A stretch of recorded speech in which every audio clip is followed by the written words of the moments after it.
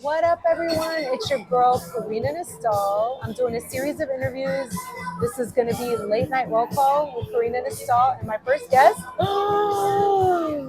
the BBC. So I'm going to dive right in. Can you tell us a little bit about where you're from and how you grew up? I'm from Houston, Texas, First Ward. I grew up just, the youngest of 12. Uh, lived in really central Houston, like downtown, like right in the middle of North Side, South Side, East Side, West Side. Yeah. Yeah, been pretty much there all my life. Downtown boy, in a sense, So. All right. What does the culture matter to you? What does it mean The to you? culture of hip hop. And what do you do? The art culture, like just everything in general. I mean, the hip hop culture. And that's an interesting question because it's like the art culture as a whole. I'm a part of it all. I am an artist first and foremost, which I started off as drawing and doing graffiti on friends' jackets and stuff. I never was a big wall artist and stuff, but I did all my friends' jackets. I did painters' hats. I did all that stuff growing up. I did flyers, graph flyers, and just like got bit by the hip hop bug really young, or I heard a lot of stuff really young, but it didn't really hit me until high school. Okay. So I'm a first generation b-boy, so a purist, if you will, but I'm forward thinking as far as the culture goes. Yes. Culture over everything. Culture over everything. For me, so, And tell us a little bit about what you've done. Like you've done a lot for Houston hip hop. Like really, this is the OG.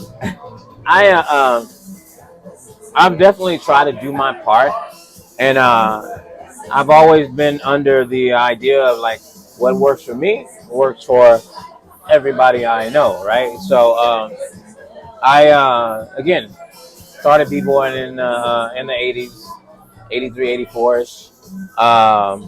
But was listening to hip hop early on because my brothers were listening to funk, soul, and hip hop. Okay. But the first function or anything that I did was we did parties in the 80s and stuff. But something that was for me that was especially pivotal was that like I myself along with Gonzo 247 and Frosty, Frosty Ice, we did one of the first big hip hop festivals, in Houston at the time and stuff, and that was the Fresh Fest at Power Tools. Fest at Power Tools. Yeah, and we had like man, it was crazy. We had people like the Winos when they were together back then. All the old dance crews. I mean, Havoc Coro were two different crews at the time before they even got yeah. So and shout out to all those guys. So it's like did that and onward was involved in like if it was real hip hop in Houston. We were involved with it, in some, in the purest form, the way it was done and stuff like that here in Houston. So, I could name off some things, but it's like, from the bench to the scenario to just on and on basics. To Fitzgerald. I met when I was 16 at Fitzgerald's. Yep. So that I saw him selling the EMC squared shirts, and I was like, I gotta have one of those. Gotta have one. Classic hip hop junkie shirts. We were instant friends. Yeah, man. So it's like, Reprogram. I definitely, Reprogram. That went on for years. Yes, Reprogram hip hop venue. Big up C+. Mr. Bristle. DJ Seth, all the original mathematics. So stuff like that. So and then you carried it into the Waxx, which was our yes. That was our spot. That was the culmination of stuff, and it's like, and it's crazy because the Waxx. That was the mecca. It really was that stuff. Yeah. I mean, everybody and everything that everybody was doing, they were doing there. Whether it was like, hip hop Fridays there. Yeah. Come on. I mean, and this is before like cell phones. Oh, I know. So, I know. so, We were in so much trouble. so shit, it's like you were lucky. You were big wig if you had like a beeper. Oh, I know. You know what I'm saying? So, Yeah. so yeah, you know the Waxx. Yeah. You know, onward to like Super Dope Fridays, Yep. Hyperia. You know, just like a number Museum parties. museum parties. That's a whole other level. Yeah. You know, and Rhythm room. yeah, rhythm room. The bench. I mean, just So much. so much stuff So for me. much. Like, he needs his flowers now. Okay? You like, know, seriously. you Nori, know. call him. But what are you working on now? Like, tell us a little bit about BBC now. Well, I mean, again, from Mad Grafix to Stillfresh 67 to HHIFE, you know, hip hop is for everyone.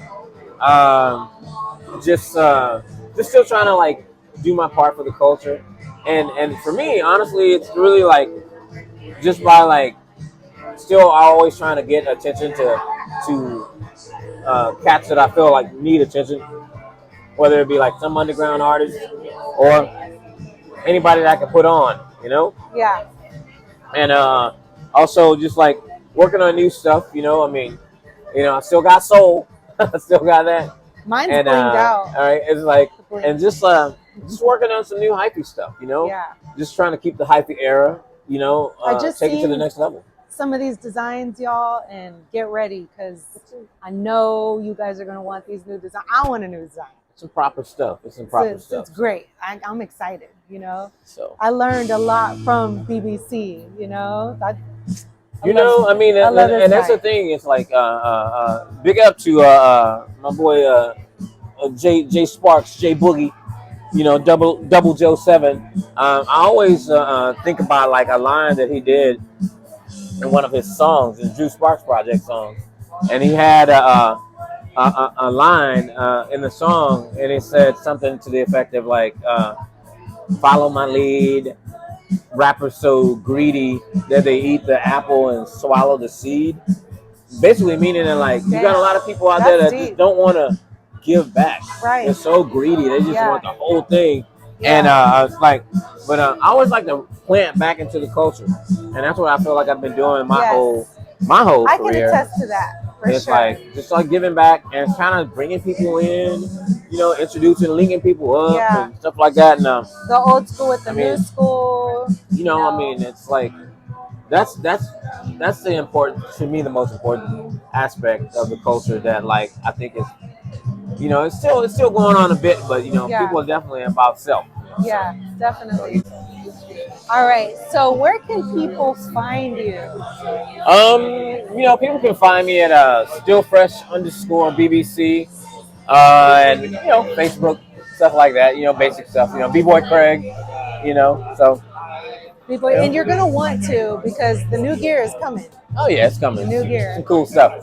Any shout outs? Yeah, man. A shout out to all my hyphy familia out there, you know. Shout out to my brother Article, my homie C Plus, Kim, just like, you know, all my familia out there, man. Big up Heck, you know, big up D Risha. Man, you know, I mean, big up to my #1 supporter and stuff, my girl Madeline, my daughter, you know, I mean, you know, doing her thing, you know, making me proud every day. Yeah, man. I mean, and big up to everybody that supported me, you know, since I dropped that first shirt in '94.